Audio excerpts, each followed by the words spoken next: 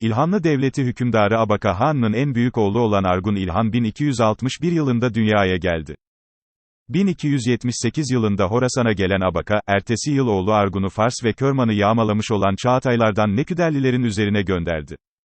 Argun, Neküderlileri Sistan'a kadar takip edip orada kuşattıktan sonra bazı Çağatay şehzadelerini beraberinde alarak babasının yanına döndü. Abaka'nın 1282'de ölümü üzerine yeni bir han seçmek için Van Gölü'nün kuzeyindeki Aladağ'da toplanan kurultaya o da katıldı ve Abaka'nın en büyük oğlu olduğu için hanlık tahtına kendisinin seçilmesi gerektiğini bildirdi. Fakat kurultay büyük bir çoğunlukla Argun Han'ın amcası Ahmedi Han seçince Argun da onun hükümdarlığını tanımak zorunda kaldı. Sultan Ahmed devlet işlerini annesi Kutu Hatun'a bırakıp vaktini, girmiş olduğu tarikatın şeyhleriyle konuşmak ve tarikatın ayinlerine katılmakla geçirmeye başlamıştı. Argun, Ahmet'in bu yaşayışını fırsat sayıp isyan ettiyse de yenilip esir alındı. Fakat Ahmet'in ve bilhassa ordusunun başkumandanı Alinak Noyan'ın gafleti yüzünden durum bir gecede Argun lehine değişti. Alinak ve yanındakiler kolayca bertaraf edildikleri gibi Ahmet'in de yakalanıp ortadan kaldırılmasında herhangi bir güçlük çekilmedi. Bunun üzerine 1284 yılında toplanan kurultayda Argun, Han seçildi. Yeni Han'ın ilk işi, hayatını kurtaran ve kendisine hanlık tahtını sağlayan Celayir Buka'ya geniş yetkiler tanıyarak onu bütün devlet işlerine bakmakla görevlendirmek oldu. Argun Han'ın yaklaşık 7,5 yıl süren saltanatı iç olaylar bakımından oldukça hareketli geçti. Bu olaylardan ilki, sahibi Divan Şemseddin el-Cüveyni'nin Abaka Han'ı zehirlemekle itham edilerek öldürülmesidir. Devletin idaresi kendisine verilmiş olan Celayir Buka'da dirayetli bir bey olup mali işlerden de anlıyor, Argun'a yakın beyler onu çok kıskanıyorlardı.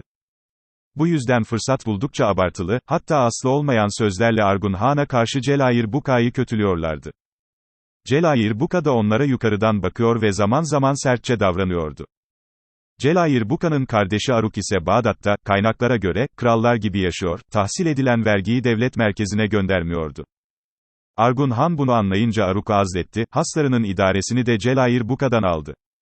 Celayir Buka'nın yerine, mali konuları çok iyi bildiğine Argun'u inandıran Yahudi tabip Sadüddevle getirildi. Sadüddevle kısa zamanda İlhanlı maliyesini yoluna koydu, fakat kimseye iltimas etmediği için çok düşman kazandı. Argun ise vezirinin icraatından son derece memnundu. Argun devrinde Fars'taki Salgurlu Atabeyliği ortadan kaldırıldı. Son Salgurlu Atabeyi Melike Abiş Hatun 1286 yılında Tebriz yakınındaki Çerendap'ta vefat etti. Anadolu'ya gelince, bu ülkede diğer yerler gibi iyi idare edilmedi. Yaptırdığı sayısız eserlerden dolayı, Ebu'l-Hayrat diye anılan büyük Selçuklu devlet adamı Sahip Ata da vefat edince memleket büsbütün sahipsiz kaldı. Argun devri dış olaylar bakımından pek önemli sayılmaz. Onun saltanatında Akın'dan başka hiçbir hadise vuku bulmadı. Bununla beraber Argun'un elçileri kendilerine karşı müttefik bulmak için boş yere Avrupa'yı dolaştılar. Argun'un başlangıçta babasının tahtını elde etmek için Ahmed ile giriştiği mücadele, onun devlet işleriyle yakından ilgileneceği ümidini vermişti. Fakat ümit gerçekleşmedi. Devlet işlerini önce Buka'ya, sonra da Vezir Sadüddevle'ye bırakıp kendisi basit bir Moğol noyanı gibi kışlaktan yaylağa gidip geldi. Bu husus keyfi hareketlere, yetkilerin kötüye kullanılmasına ve töreye bağlılık fikrinin zayıflamasına sebep oldu. Samimi bir Budist olan Argun Han Bahşılara değer verip onları himaye ediyordu. Henüz 30 yaşlarında olduğu halde uzun yaşamak için Hindistanlı bir Bahşı'nın hazırladığı ilacı 8 ay içtikten sonra Tebriz kalesinde çilehaneye girmişti. Fakat oradan hasta çıktı, bir ara sağlığı düzelir gibi oldu ise de yeniden hastalandı ve bir daha iyileşemedi. Çünkü kendisine felç gelmişti. Kamların, hastalığın büyüden ileri geldiğini söylemeleri üzerine Sultan Ahmet'in bir yakını olan Toğançuk Hatun bu büyüyü yapmakla itham edilip birçok kadınla birlikte suda boğuldu. Diğer taraftan Argun'un iyileşmeyeceğini anlayan Tuğaçar, Koncukbal ve Togan gibi bazı noyanlar bir ittifak cephesi kurdular.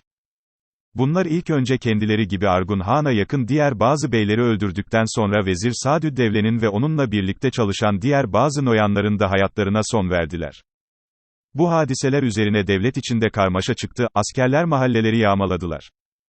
Tam bu sırada 10 Mart 1291 yılında Argun Han öldü. Bir sandık içine konulan cesedi, Moğol geleneğine uyularak Sultaniye'nin batısındaki Sucaas Dağı'na götürülüp orada gömüldü. Argun Han'ın ardından tahta kardeşi Geyhatu Han geçti. Bazı rivayetlere göre Argun Han'ı, kardeşi Geyhatu'nun zehirlettiği düşünülmektedir.